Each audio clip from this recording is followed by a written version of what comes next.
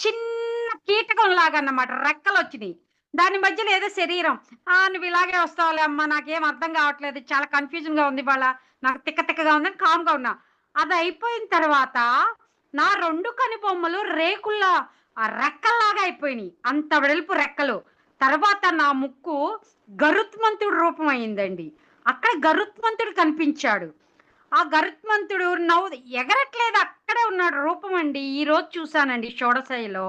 చిన్నది కాస్త నా కనుబొమ్మలు రెక్కలయిపోయినియి. నా ముక్కు ఆయన శరీరమైంది గరుత్మంతుడు. ఆ ముక్కు వంగుంటది గదా! వంగుంటే పొడుస్తున్నాడక్కడ ఆజ్ఞాచక్రంలో. నేను శ్రీ ఓం ఓం అని సమస్వరం చేసుకుంటే, ఆ ఓం దగ్గర అనటం, పొడవటం, అనవటం, పొడవటం. అలాగా మధ్యలో ఆగిపోయింది స్వామి. Thank you so much. Thank you so much. Thank you so much పరమ గురువుగారు, దేవి గారు.